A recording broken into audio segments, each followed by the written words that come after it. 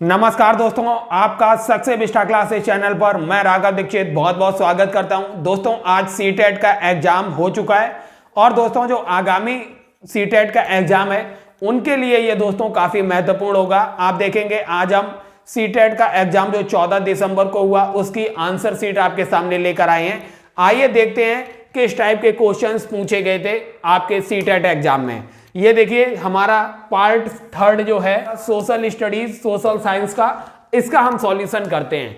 सबसे पहला क्वेश्चन देखिए, ये पहला क्वेश्चन क्या पूछा गया आपसे, निम्नलिखित में से कौन सा राज्य कदम्ब मयूर सरमण ने स्थापित किया। दोस्तों ये कदम्ब मयूर सरमण हमने आपको हिस्ट्री की वीडियो में बताया था।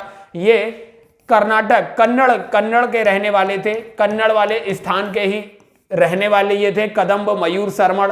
तो किस राज्य की स्थापना करेंगे, ऑब्वियस ही बात है कर्नाटक राज्य की स्थापना करेंगे। इसका दूसरा ऑप्शन बिल्कुल करेक्ट था। अगला क्वेश्चन देखते हैं क्या पूछा गया आपसे। देखिए ग्रहों के बारे में पूछा गया कि ग्रहों के बारे में कौन सा कथन सत्य है अथवा है। अब देखिए वे तारों से प्रकाशित होते हैं। दोस्तों ये बात सही है। आप देखेंगे सूर्य एक तारा है और जो इतने भी ग्रह हैं उनके पास अपना खुद का प्रकाश नहीं है, तो वे तारों के प्रकाश से ही प्रकाशित होते हैं, अर्थात सूर्य के प्रकाश से प्रकाशित होते हैं। पहला स्टेटमेंट बिल्कुल करेक्ट है। वे केवल चट्टानों, यहां देखिए केवल चट्टानों से बने होते हैं। दोस्तों आप देखेंगे जो ग्रह हैं ये सूर्य, जितने आप देखेंगे बुध, शुक्र, पृथ्वी, मंगल, ये सारे के सारे ग्रह जो हैं ये चट्टानों के भले ही बने हैं, चट्टानों के, लेकिन आप देखेंगे इनसे बाहर वाले ग्रह जिसमें बृहस्पति, शनि, अरुण, वरुण और यम, ये सारे जो हैं गैसियस ग्रह हैं। तो याद रखिए केवल चट्टानों के नहीं है बल्कि गैसों से भी हैं। और अगला है सभी ग्रहों के अपने चांद होते हैं। सभी ग्रहों के, देखिए यहां पे लिखा है सभी ग्रहों के। दोस्तों आप देखेंगे कुछ ग्रहों के कुछ चांद हैं लेकिन सभी ग्रहों के चांद नहीं है, अर्थात उपग्रह सभी ग्रहों के नहीं है। इसलिए पहला स्टेटमेंट इसका सही है, केवल ए। इसका ऑप्शन दूसरा बिल्कुल करेक्ट है, केवल पहला ही है जो बिल्कुल करेक्ट है। अगला क्वेश्चन देखते हैं क्या पूछा गया आपसे। यह क्वेश्चन देखिए आपसे पूछा गया पृथ्वी पर जो तापमान के वितरण को प्रभावित करता है वह महत्वपूर्ण कारक आपसे पूछा गया था। वह महत्वपूर्ण कारक क्या है। दोस्तों देखिए जो आतपन है अथवा सूर्य से आने वाली विकिरण है, यह पृथ्वी पर सूर्य के जो तापमान है, तापमान के वितरण का महत्वपूर्ण कारण है। दोस्तों आपको हमने बताया था जियोग्राफी में, जो कर्क रेखा और मकर रेखा के बीच का क्षेत्र है, ये साल भर सूर्य की प्रकाश जो है यहां पर मिलता है, लेकिन जब सूर्य जो होता है दक्षिणायन होता है तो यहां पर तिरछा प्रकाश जाता है, और जब उत्तरायण होता है तो यहां तिरछा प्रकाश रहता है और ध्रुवों पर प्रकाश बिल्कुल तिरछा पहुंचता है। तो इस वजह से पृथ्वी पर जो है आतपन अथवा सूर्य से आने वाला जो विकिरण है, इसका जो है तापमान वितरण को काफी ज्यादा प्रभावित करता है। इसलिए आप देखेंगे ध्रुव हमेशा जमे रहते हैं, अंटार्कटिक और आर्कटिक क्षेत्र जमाव से रहते हैं हमेशा। अब देखिए अगला क्वेश्चन क्या है। अगला क्वेश्चन पूछा गया गैर ब्राह्मण आंदोलन। दोस्तों ये दक्षिण में चला काफी महत्वपूर्ण आंदोलन है, ईवी रामानंदन के द्वारा चलाया गया। दोस्तों ईवी रामास्वामी के द्वारा ये गैर ब्राह्मण आंदोलन जो चलाया गया था दक्षिण भारत में, काफी महत्वपूर्ण था। हमने इतिहास में आपको डिटेल में पढ़ाया था। ये इसका देखिए क्या स्टेटमेंट था। ये पहला ऑप्शन क्या है, यह आंदोलन गैर ब्राह्मण जातियों से आया जिन्होंने शिक्षा तक पहुंच प्राप्त कर ली थी। बिल्कुल दोस्तों ये सही है। आंदोलन ने तर्क दिया कि आर्य लोग मूल लोग थे। नहीं दोस्तों, इन लोगों ने क्या तर्क दिया था, गैर ब्राह्मणवादी जो आंदोलन था इसमें तर्क दिया गया कि भारत में जो द्रविड़ियन लोग थे ये मूल लोग थे और आर्य जो थे बाहर से आए हुए थे और इन्होंने द्रविड़ियन के अधिकारों को छीन लिया। तो ये ऑप्शन बिल्कुल गलत था। अगर बी ऑप्शन गलत है तो ये देखिए पहला और तीसरा आपसे अपने आप गलत हो गया। और आंदोलन उन गैर ब्राह्मण जातियों से आया जिनके पास धन एवं प्रभुत्व था। तो दोस्तों बिल्कुल दूसरा ऑप्शन इसका करेक्ट होना चाहिए था, ए और सी बिल्कुल करेक्ट होना चाहिए था। अगला क्वेश्चन देखते हैं निम्नलिखित में से किसने मध्य भारत में चमड़े का काम करने वालों के साथ काम किया तथा यह आंदोलन, देखिए हमने काफी ये पढ़ाया था सतनामी आंदोलन। सतनामी आंदोलन ये हमने डिटेल में बताया था। तो दोस्तों याद रखिए ये सतनामी आंदोलन किससे जुड़ा हुआ, अगर यही बात आपको समझ आ जाती तो आप समझ जाते घासीदास से जुड़ा हुआ है। तो गुरु घासीदास, तीसरा ऑप्शन इसका करेक्ट होना चाहिए था। अगला क्वेश्चन देखते हैं दोस्तों, किस प्रकार की जो पवने हैं स्थल एवं समुद्री समीर होती हैं। दोस्तों हमने पवनों के टाइप में बताए थे आपको, स्थायी पवनें हमने बताई थी, स्थायी पवनें, और स्थायी पवनों में हमने आपको व्यापारिक पवनें डिटेल में पढ़ाई थी, ध्रुवीय पूर्वा पवनें पढ़ाई थी डिटेल में, और पछुआ पवनें पढ़ाई थी। और स्थायी पवनों के अलावा जो स्थानीय पवनें थी, जिसमें आप देखेंगे गर्म एवं ठंडी पवनें थी स्थानीय पवनों में, और तीसरी थी ये मौसमी पवनें। मौसमी पवनें जो होती हैं दोस्तों, ये इन्हीं का प्रकार हमने बताए थे आपको, स्थल एवं समुद्री समीर जो पढ़ाए थे हमने, इसी के प्रकार बताए थे। स्थल एवं समुद्री समीर जो है मौसमी पवनों के ही प्रकार है। तो चौथा ऑप्शन इसका बिल्कुल करेक्ट था, मौसमी पवनें। तो दोस्तों आइए देखते हैं अगला क्वेश्चन। अब दोस्तों ये देखिए, हमने ये आपको डिटेल में बताया था। अब ये जियोग्राफी से क्वेश्चन था। सामाजिक विज्ञान पढ़ाते हुए कक्षा में एक छात्र ने आपसे पूछा, विषुवत रेखा पर हम सभी देशांतर रेखाओं के बीच की दूरी को मापन करना चाहते हैं, तो कैसे कर सकते हैं? इस मापन हेतु कौन सा उत्तर सही होगा? दोस्तों अगर आपने डिटेल में हमारा वो लेक्चर देखा होगा देशांतर एवं, जिसमें हमने अक्षांशीय एवं देशांतर रेखाओं के बारे में बताया था, अगर दोस्तों आप देखेंगे जो बीच में विषुवत रेखा है, विषुवत रेखा जो है ये, और जो देशांतर रेखाएं होती हैं जो आप देखेंगे ध्रुवों को मिलाती हैं, उत्तरी एवं दक्षिणी ध्रुवों को, इन्हें बोलते हैं देशांतर रेखाएं। अब देखिए, अगर आप इस देशांतरों के बीच की दूरी को निकालना चाहते हैं तो देखिए इस तरीके से देशांतर रेखाएं हैं, देशांतर रेखाएं। तो टोटल कितनी देशांतर रेखाएं हैं आपको देखिए, एक साइड से अगर आप जाएंगे तो 180 डिग्री, यहां से यहां तक 180 डिग्री, और दूसरे राउंड की ओर जाएंगे तो 180 डिग्री, लगभग 360 डिग्री। तो 360 रेखाएं हैं। लेकिन आप देखिए, अगर ये विषुवत रेखा को अगर एक ओर की अक्षांशीय रेखाओं से, अगर एक ओर की जो देशांतर हैं जितने 180, अगर आप इसे विभाजित कर देंगे विषुवत रेखा की लंबाई को, तो आपको मिल जाएगा देशांतरों के बीच की दूरी। तो विषुवत रेखा की लंबाई को 180 डिग्री से अगर आप विभाजित कर देंगे तो आपको देशांतरों के बीच की दूरी पता चल जाएगी। क्योंकि दोस्तों आप देखेंगे ये एक ओर, और जो दूसरा है, दूसरी ओर अगर आप अर्थ को राउंड है तो दूसरी ओर अगर देखेंगे तो ये मिलके एक देशांतर बनाते हैं। तो ऐसे 180 एक तरफ से और 180 एक तरफ से 360 हो जाता है। लेकिन आपको टोटल 180 से ही डिवाइड कर देंगे तो आपको देशांतरों के बीच की दूरी पता चल जाएगी। तो इसलिए ये दूसरा ऑप्शन इसका करेक्ट था। अब आइए दोस्तों देखते हैं अगला क्वेश्चन। अब ये क्वेश्चन देखिए, इसमें से आपसे पूछा था शैल चक्र का सही क्रम क्या है। शैल चक्र का सही क्रम हमने आपको दोस्तों ये जियोग्राफी एनसीईआरटी में पढ़ाया था। सबसे पहले पृथ्वी से क्या निकला, आप देखेंगे जो लावा, जिसे मैग्मा बोलते हैं, मैग्मा ठंडा होकर क्या बनाएगा, आग्नेय चट्टाने बनाता है। आग्नेय चट्टाने जो होती हैं पवन और जल के द्वारा एक स्थान से दूसरे स्थान पे ले जाई जाती हैं, तो वह आप देखेंगे उनका कायांतरण हो जाता है, कायांतरित चट्टाने, और फिर कायांतरित चट्टाने ही अवसादों में परिवर्तित हो जाती हैं, तो अवसादी चट्टानों के रूप में बनती हैं। फिर यही जो होता है दबाव और विभिन्न प्रकार के बलों के माध्यम से ये फिर आप देखेंगे मैग्मा में परिवर्तित हो जाता है। तो ये शैल चक्रण था बिल्कुल। अगर देखिए सबसे पहले यहाँ देखिए आग्नेय के बाद मैग्मा दिया हुआ है, नहीं हो सकता है। अवसादी शैल कायांतरित में नहीं बल्कि कायांतरित अवसादी में होती है। आग्नेय शैल, कायांतरित शैल, अवसादी शैल, बिल्कुल ये सही है, आग्नेय, कायांतरित, अवसादी।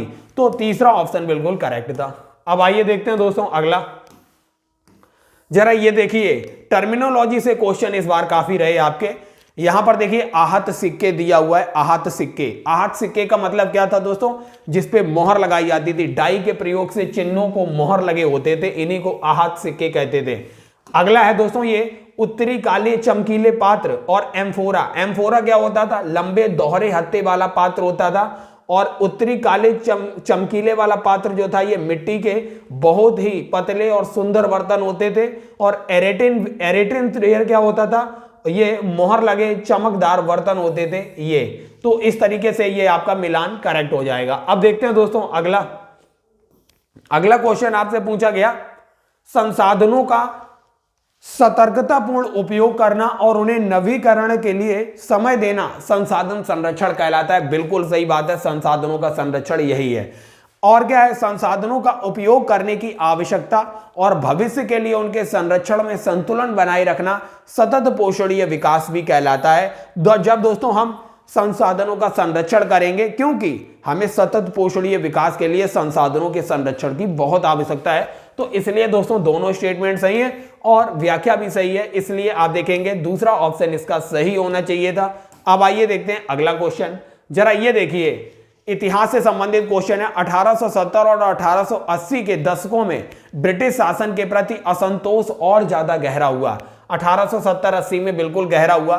फिर 1878 में आर्म्स एक्ट पारित किया गया, जिसके लिए भारतीय द्वारा अपने पास हथियार रखने का अधिकार छीन लिया गया। 1878 का आर्म्स एक्ट हमने डिटेल में बताया था।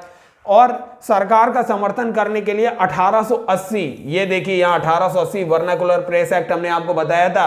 वर्नाकुलर प्रेस एक्ट जो है 1878 में पारित होता है, ना कि 1880 में होता है। तो तीसरा ऑप्शन इसका गलत था, यही पूछा गया था, कौन सा सही नहीं है। नीचे देखिए 1883 में सरकार ने इलवर्ड बिल लागू करने का प्रयास किया, बिल्कुल ये तो सही था। तो इसलिए तीसरा ऑप्शन सही होना चाहिए था, ये गलत था। अब अगला क्वेश्चन देखते हैं दोस्तों। अगला क्वेश्चन आपसे पूछा गया, अब घास के मैदानों से संबंधित ये क्वेश्चन आपसे पूछ लिया गया। घास के मैदानों के निर्माण में जलवायु एक महत्वपूर्ण भूमिका निभाती है, बिल्कुल सही बात है, जलवायु महत्वपूर्ण भूमिका निभाती है। और प्रेरीज में वार्षिक वर्षा मध्यम स्तर की होती है, जबकि वेल्ड्स में सर्दियों के महीने में सूखा पड़ जाता है। वेल्ड्स में वनस्पति आवरण विरल है। वेल्ड्स उत्तरी गोलार्ध में पाया जाता है, जबकि प्रेरीज दक्षिणी गोलार्ध में। अगर दोस्तों आपने इस स्टेटमेंट को ही पकड़ लिया, आप देखेंगे वेल्ड्स कहां पाए जाते हैं, ये उत्तरी अमेरिका जो है और दक्षिणी अमेरिका है। वेल्ड्स कहां पाए जाते हैं, अफ्रीका में पाए जाते हैं वेल्ड्स। और उत्तरी अमेरिका में क्या पाया जाता है, प्रेरीज। प्रेरीज जो है नॉर्थ अमेरिका में पाए जाते हैं। और यहां देखिए उल्टा बोला गया, यहां लिखा प्रेरीज दक्षिणी गोलार्ध में, जबकि नॉर्थ अमेरिका जो है ये उत्तरी गोलार्ध का पार्ट है। आपको अगर डी पता है गलत है तो देखिए यहां भी दिया है सही है, यहां भी सही दिया है, ये भी सही दिया है डी। इस तरीके से आप पहुंच गए, दूसरा ऑप्शन करेक्ट है। ए बी सी तीनों सही है, बाकी का डी गलत हो गया, क्योंकि प्रेरीज जो है ये यूएसए अर्थात दक्षिण अमेरिका में पाया जाता है और वेल्स जो है ये अफ्रीका वाले रीजन डाउन में पाया जाता है, बिल्कुल। अब देखिए दोस्तों अगला क्वेश्चन क्या है। अगला क्वेश्चन ये आपसे पूछा गया था, यहां देखिए ये क्वेश्चन काफी इंपॉर्टेंट था आपसे जो पूछा गया। ये देखिए उत्तर मेरूर अभिलेख, उत्तर मेरूर अभिलेख के अनुसार सभा का सदस्य कौन हो सकता था। दोस्तों ये सभा जो पहले प्राचीन समय में सभा और वगैरह होती थी, सभा और समितियां, तो इससे संबंधित है। उत्तर मेरूर अभिलेख जो मिला है उससे ऐसी भूमि का स्वामी जहां से भू राजस्व वसूला जाता हो। बिल्कुल दोस्तों, जिस जगह से भू राजस्व वसूला जाता है अगर उसका भी कोई भूस्वामी है तो वह उसका सदस्य होता था। और उनके पास अपना घर होना चाहिए, बिल्कुल ये भी सही है।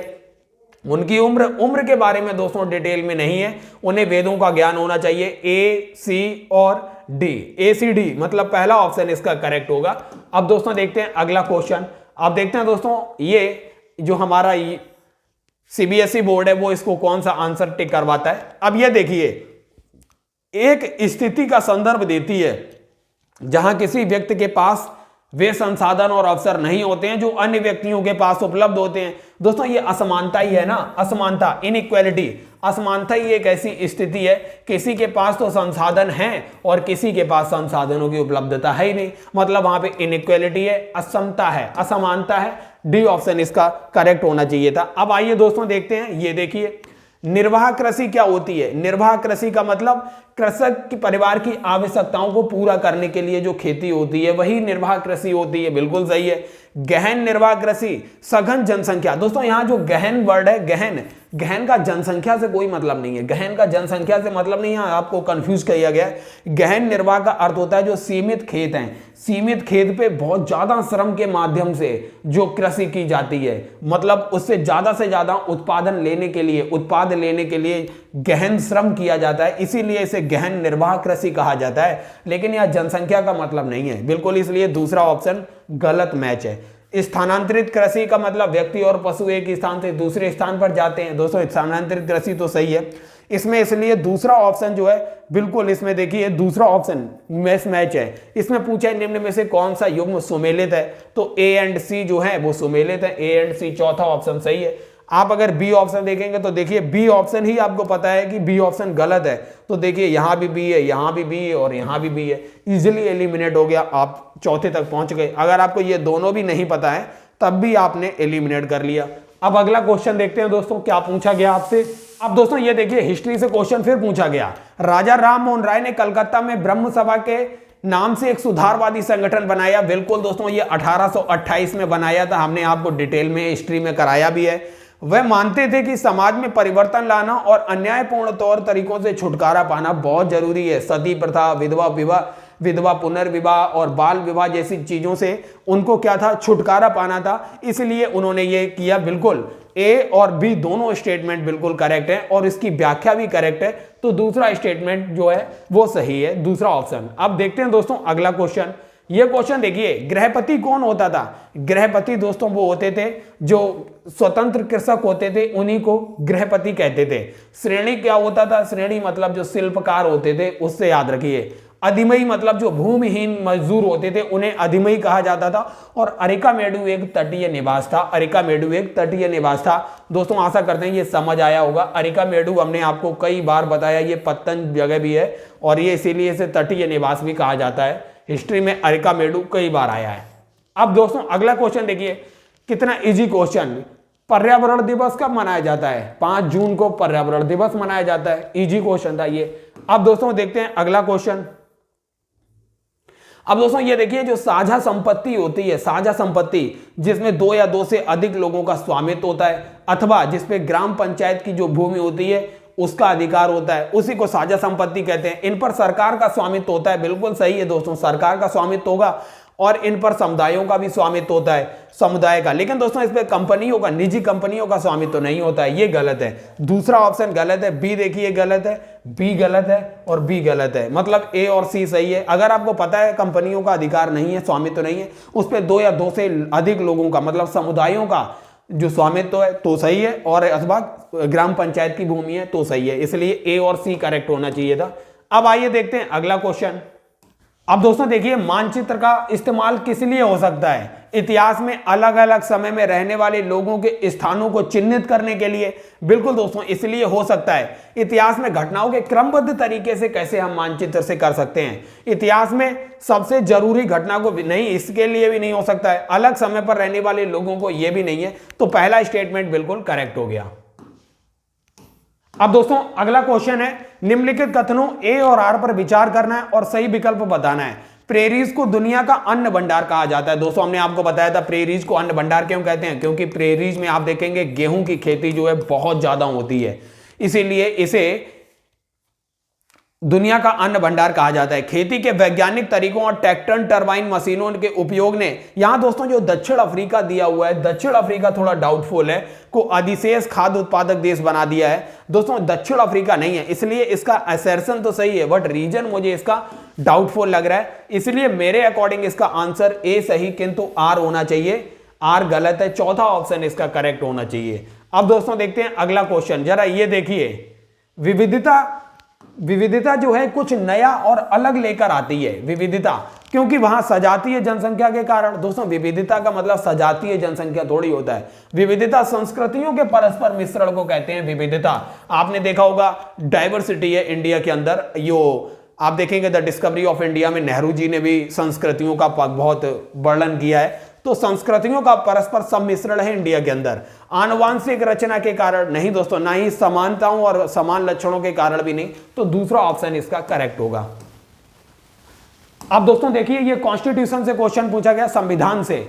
जो विधायिका में सीटों सरकारी नौकरियों में आरक्षण दिया जाता है वो यहां पर दिया हुआ है। निम्न श्रेणी तथा स्कूल में महाविद्यालय परीक्षाओं में कम अंकों की क्षतिपूर्ति हेतु, क्योंकि इस कारण से लोग प्रतिस्पर्धा करने योग्य नहीं होते थे। दूसरा है वर्षों के ऐतिहासिक दमन और शैक्षणिक वंचितता के क्षतिपूर्ति हेतु वोट बैंक के स्वरूप। ये तीसरा स्टेटमेंट पढ़िए, वोट बैंक के रूप में राजनीतिक समर्थन तथा रैली के लिए लोगों को तुष्ट करने के लिए क्या इस तरीके का ये आरक्षण जो है, हाँ भले ही परोक्ष रूप से आज इसी में आरक्षण का राजनीतिक यूज हो रहा हो, इसी तरीके से प्रयोग हो रहा है, लेकिन रियल में ऐसा नहीं है। तो ये तीसरा ऑप्शन तो बिल्कुल गलत था। तीसरा ऑप्शन इसे कट करना है आपको। ये देखिए, ये भी गलत हो गया और ये भी गलत हो गया। हाँ दोस्तों ये देखिए, जो बी स्टेटमेंट है, वर्षों के ऐतिहासिक दमन तथा शैक्षणिक वंचितता की क्षतिपूर्ति हेतु इनको आरक्षण दिया जाना चाहिए, क्योंकि आज भी ये लोग जो हैं सामाजिक रूप से काफी वंचित हैं और काफी शिक्षा से दूर हैं। तो इस वजह से इन्हें मिलना चाहिए। तो बी ऑप्शन इसका करेक्ट है। ये केवल 3, केवल बी जो है वही सही रहेगा। अब देखते हैं दोस्तों अगला। अब दोस्तों अगला क्वेश्चन है, यहां भी देखिए औपनिवेशिक भारत से संबंधित है। कला रूपों के संदर्भ में कौन से कथन सही है? आप देखिए कथन क्या दिया था, औपनिवेशिक शासन में कई तरह की कला रूपों, शैलियों और तकनीकों का सूत्रपात हुआ। बिल्कुल दोस्तों, जब भारत में औपनिवेशिक काल में, ये बिल्कुल करेक्ट है। इन्हें भारतीय कलाकारों ने अपने स्थानीय ग्राहकों और बाजार के हिसाब से अपनाकर नई शक्ल भी दे दी। बिल्कुल सही है। मिश्रण हो गया दोस्तों, ए और आर दोनों ही सही है और व्याख्या भी लगभग मेरे अकॉर्डिंग तो सही है, इसलिए इसका दूसरा स्टेटमेंट सही होना चाहिए। अब आइए दोस्तों अगला क्वेश्चन है, निम्नलिखित में से कौन स्थानीय शासन का चुना हुआ सदस्य होता है? चुना हुआ की बात है। आप देखिए जो सेक्रेटरी है, जो सचिव है, सचिव एक सरकारी आदमी होता है, उसे सरकार के द्वारा नियुक्त किया जाता है, ना कि बस चुना जाता है। तो सी ऑप्शन बिल्कुल गलत है, यहां पे ये नियुक्त नहीं होता है। देखिए ये सी इसमें दिया हुआ है, ये भी गलत है। और बाकी के आपको पता है, सरपंच, वार्ड पार्षद और वार्ड जो पंच होते हैं, ये सभी के सभी चुने हुए होते हैं। तो ये ए बी डी बिल्कुल करेक्ट हो जाएगा। पहला ऑप्शन इसका करेक्ट होना चाहिए था। अब दोस्तों ये क्वेश्चन देखिए, निम्नलिखित में से किस तारीख को गांधी जी ने भारतीय लोगों को रॉलेट एक्ट के अहिंसक विरोध का दिन मनाने को कहा था? दोस्तों आपको पता है 13 अप्रैल 1919 को रॉलेट एक्ट के विरोध में जलियांवाला बाग हत्याकांड होता है। तो 13 अप्रैल 1919 काफी महत्वपूर्ण दिवस है ये, तो याद रखिए तीसरा ऑप्शन इसका करेक्ट होना चाहिए था। अब दोस्तों ये देखिए जियोग्राफी से क्वेश्चन पूछा गया, जब ग्रीनविच पर 1 अपराह्न मतलब 1 PM का समय होगा, तब ग्रीनविच के 60 डिग्री पश्चिम, अगर ग्रीनविच के 60 डिग्री पश्चिम की ओर और 60 डिग्री पूर्व की ओर क्रमशः क्या समय होगा? आप दोस्तों देखिए पृथ्वी जो है 24 घंटे में 360 डिग्री घूम रही है, तो 1 घंटे में कितनी घूमेगी? 360/24, मतलब ये घूमेगी 15 डिग्री। 1 घंटे में 15 डिग्री घूमेगी। तो यहां देखिए 60 डिग्री हमें घुमाना है, मतलब 60 डिग्री घुमाने के लिए दोनों तरफ 4 का मल्टीप्लाई करना पड़ेगा, 15 चौगु 60 डिग्री। इसका मतलब एक में अगर 4 माइनस करेंगे तो हमें यह पश्चिम का मिलेगा, और एक में 4 प्लस करेंगे तो पूर्व का मिल जाएगा, हमें पूर्व का मिलेगा। तो एक में 4 माइनस करेंगे तो यह आएगा 9 पूर्वाह्न, मतलब 9 AM आएगा, और एक में अगर 4 प्लस करेंगे तो यह आएगा 5 PM आएगा। तो तीसरा ऑप्शन इसका करेक्ट होना चाहिए। तो आशा करते हैं आपको समझ आया होगा।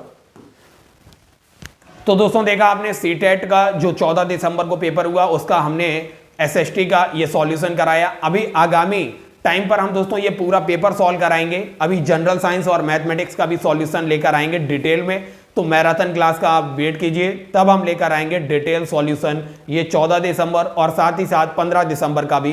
तो दोस्तों आप सक्सेस बिस्टा क्लासेस से जुड़े रहिए, और दोस्तों इस वीडियो श्रृंखला को शेयर भी करते रहिए, चैनल को सब्सक्राइब भी करते रहिए। धन्यवाद।